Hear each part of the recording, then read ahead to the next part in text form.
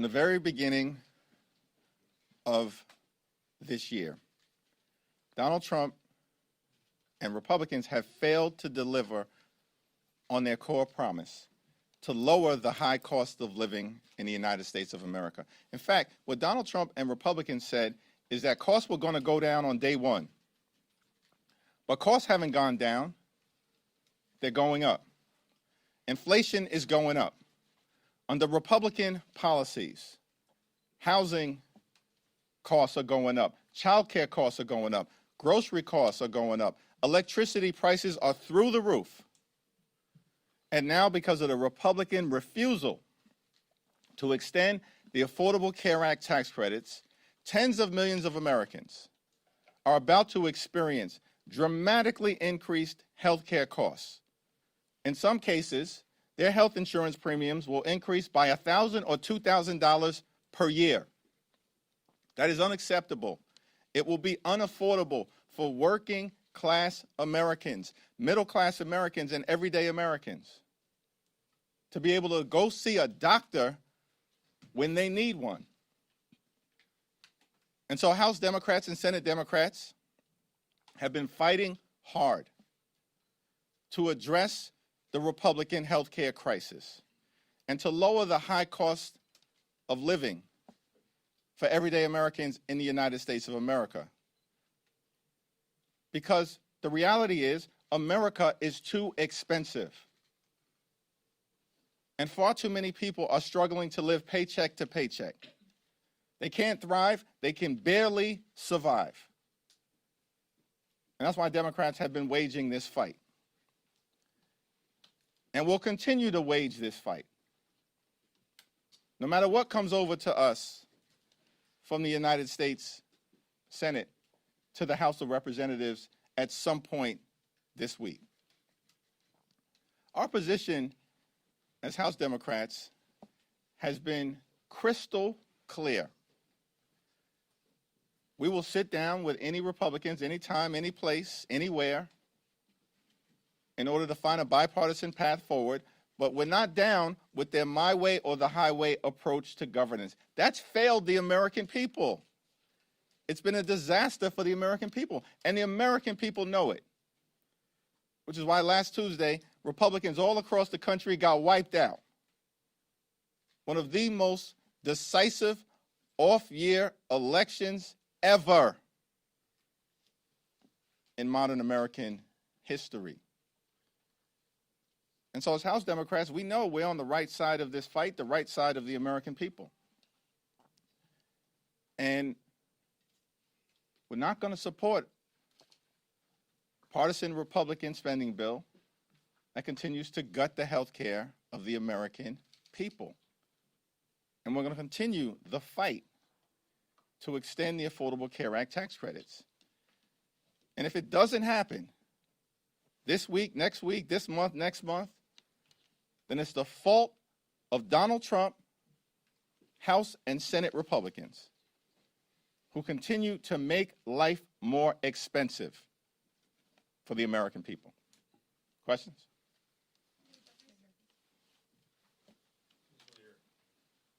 Some Democrats in your own caucus are suggesting Schumer is ineffective as Senate Democratic leader and should be replaced. You, of course, are critical of this deal.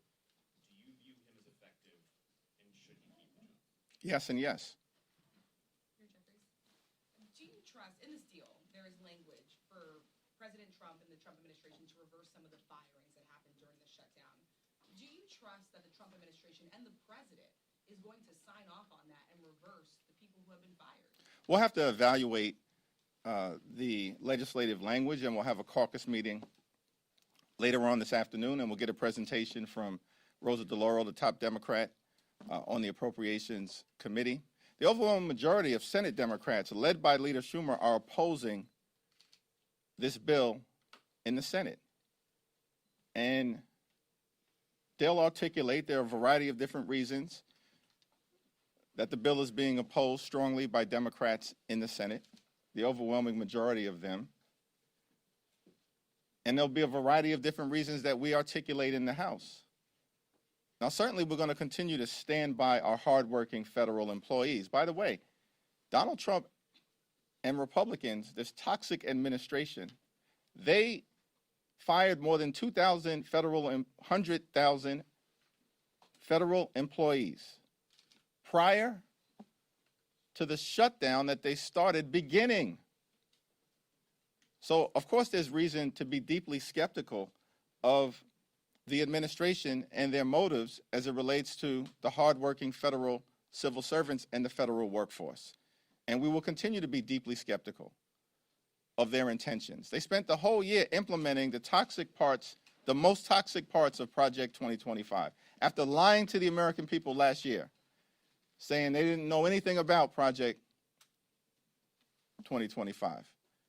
And part of that has been going after the federal workforce. So we'll see what the language looks like, but it doesn't change the core problem here, which is we need to decisively address the Republican health care crisis on behalf of working class Americans, everyday Americans, and middle class Americans. Thanks. Third row. So Dr. Oz said that millions. Who? Dr. Oz said there are millions of phantom enrollees under the ACA. Is that being looked at as it possibly makes it so that people that are on the ACA are paying more because it's inflating the numbers? That's like the most random way to start a question on a serious topic. Nobody who's serious in this country takes Dr. Oz seriously. No one. And I mean, it's shocking that the guy even was confirmed. But this is part of the reality of Republicans here in the House and over in the Senate. They're nothing more than a rubber stamp for Donald Trump's cruelty and extreme agenda. Are the phantom enrollees being addressed, though? I have no idea what Dr. Oz is talking about, and neither do the American people. Now, with respect to the Affordable Care Act, here's what I do know. That Republicans have tried to repeal the Affordable Care Act more than 70 different times in the last 15 years. They don't operate in good faith when it comes to the health care of the American people. And of course, as Democrats have repeatedly indicated, we're open to sitting down and having a bipartisan conversation about how to fix our broken healthcare system overall. But I'm not going to respond to any comments from randos like Dr. Oz, who is woefully unqualified to be in whatever position he holds in the administration. He's a joke. These people are jokes. But the issue of the health care of the American people is very serious. And that's what we'll continue to focus on. Back row. Do you see in the Senate bill the extension of SNAP benefits rather than the possibility of a January cliff for them? Do you see that as a victory, or is that something that also raises questions? Here's what I understand about the SNAP situation. Republicans this year, on July 3rd, subsequently signed into law by the current president, enacted the largest cut to Medicaid in American history, ripping away health insurance from at least 14 million Americans, and at the same period of time, cut $186 billion from SNAP. Republicans did that this year. They literally ripped food from the mouths of hungry children, seniors, and veterans so they could reward their billionaire donors with massive tax breaks that they made permanent. That's what Republicans did. They've launched an all-out assault on SNAP. They've weaponized hunger and starvation here in America, taken SNAP benefits away from more than 1 million veterans rather than honoring them tomorrow, which is what should be taking place in the United States of America. Republicans have done that. And so these people can't be trusted on the cost of living issue. These Republican extremists, they can't be trusted on the health care issue. And they certainly cannot be trusted on the SNAP issue.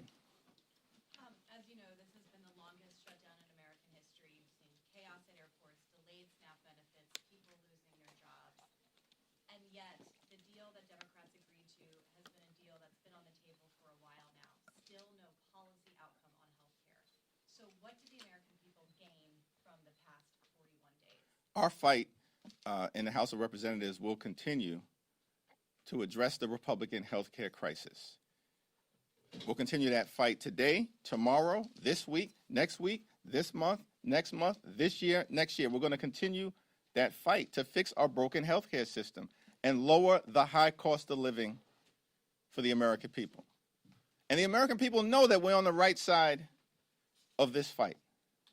It's part of the reason why you saw decisive Democratic victories last Tuesday and crushing Republican losses all across America. In Virginia, in New Jersey, in New York, in Pennsylvania, in California, in Mississippi, in Georgia, across the country, up and down the ballot. Because Republican policies have failed the American people. And as Democrats, we're going to continue to fight to make their life better. Thanks. Throughout the shutdown, you referred to your Senate colleagues as courageous for rejecting the 14 previous attempts to reopen the government without an extension to the affordable tax care credits. Those 8 Senate Democrats who voted to start the process of reopening the government, do you still include them in that characterization of courageous Democrats who have kept the fight going throughout this shutdown? Well, I don't have much to say about those individuals, and they're going to have to explain themselves to their constituents and to the American people. I certainly believe that Senate Democrats, the overwhelming majority of Senate Democrats, led by Chuck Schumer, have waged a valiant fight over the last 7 weeks, defeating the partisan Republican spending bill 14 or 15 different times, week after week after week, and continue to oppose this effort of passing legislation that does not address the Republican health care crisis by extending the Affordable Care Act tax credits. But the fight is getting ready to shift back to the House, where we're going to work hard, hold the Republicans accountable. All of these loudmouths on the House Republican conference side who's been saying for the last several weeks that we have to extend the Affordable Care Act tax credits. Now is their chance. This week, they have to come back from their 7-week prolonged taxpayer-funded Republican vacation. They can no longer hide. They can no longer hide. Mike Johnson apparently still hiding. Refused to even answer a single question today. That's extraordinary. But they're not going to be able to hide this week when they return from their vacation. Thanks. Speaking of the House, Speaker Johnson has not committed to holding a vote on subsidies, even though the Senate agreement would have them do so. What do you say to that? And then also, what do you think that would do to the relationship between Republicans and Democrats on the House side? Well, the failure of Republicans to address the health care crisis that they've created in the House and in the Senate is no surprise, because House and Senate Republicans multiple times this year have been given an opportunity to vote to extend the Affordable Care Act tax credits, and multiple times this year already, in the context of the debate around their one big ugly bill, they voted against, unanimously voted against, extending the Affordable Care Act tax credits. So over the last several weeks, it's become increasingly difficult for them to hide from their position as it relates to the health care of the American people. And House Democrats, joined by our colleagues in the Senate, we're not going to stop the fight. We're going to continue to lean into the fight over the next few days and beyond until we actually get an outcome that makes life better for working class Americans. Thank you, Mr. Leader. There's already extensive backlash coming from the Democratic base over feeling shortchanged by Senate Democrats who secured this deal without touching on health care. What do you think that this backlash can mean for the party going into the midterms next year, and also for the voters who just handed Democrats a decisive victory? Do you think that this will make them feel also shortchanged, disenfranchised, demoralized? Do you think that this will lead to a switch up? House Democrats are going to take back control of the House of Representatives next year. I've said it before, and if I said it, I meant it. Now, with respect to the senators on the other side of the Capitol, they're going to have to explain themselves. But the overwhelming majority of Senate Democrats continue to remain in the arena fighting to fix our broken healthcare system and address the Republican healthcare crisis. This fight for us is not partisan. It's not a partisan fight. It's a patriotic fight. We're waging this fight on behalf of the American people. The 5 states that are most impacted by a failure to extend the Affordable Care Act tax credits are West Virginia, Wyoming, Alaska, Mississippi, and Tennessee. 45% of the people, of the Americans who are going to lose health care or be at risk of losing health care if they don't, on the other side of the aisle, extend the Affordable Care Act tax credits, 45% of them are registered Republicans. 35% registered Democrats, and 20% unaffiliated or independent. This is not a partisan fight for us. It's a patriotic fight. You know, one of the people that I met early on during this Trump Republican shutdown, came to Capitol Hill, was a 29-year-old named Mariah Plant. She's from rural Wyoming County in West Virginia. Her older brother is nonverbal, autistic, and requires 24-hour care. And Mariah is able to provide that care to her older brother lovingly and affectionately because of Medicaid that Republicans have now cut by the largest amount in American history. Her hospital in rural West Virginia is at risk of closing because of Republican policies in their one big ugly bill. And at the same time, this 29-year-old loving caregiver for her older brother gets her health care from the Affordable Care Act. And it's affordable because of the tax credits that Republicans now want to rip away from her. And so I'm fighting for people like Mariah Plant. Very different than the people that I represent in Brooklyn, New York. But she's an American, just like I represent hundreds of thousands of Americans. And that's what House Democrats are doing. We're fighting for the American people. Thank you, Leader Jeffries. Have you spoken to your Democratic colleagues in the Senate who voted to reopen the government? And if so, what do you make of the argument that Republicans would not discuss health care during the shutdown, so they said there's no choice but to vote yes? I have not spoken to them. Thanks. Different topic, Mr. Leader, if you don't mind. President Trump announcing widespread pardons for the group of people that were involved in providing alternate electors, as they called it, for the 2020 election. And he also has allegedly received a commutation request from Ghislaine Maxwell. Just wondering about your thoughts about the way the president has handled his pardon power, especially given how critical he was of President Biden. Well, Donald Trump, in terms of the exercise of his pardon power and commutations, is completely and totally out of control. Like, he can find the time to pardon a serial fraudster like George Santos, but can't find any time to sit down with Democrats on Capitol Hill who represent half the country in order to address the health care crisis that Republicans have created. That's devastating people in urban America, rural America, working class America, small town America, the heartland of America, and black and brown communities throughout America.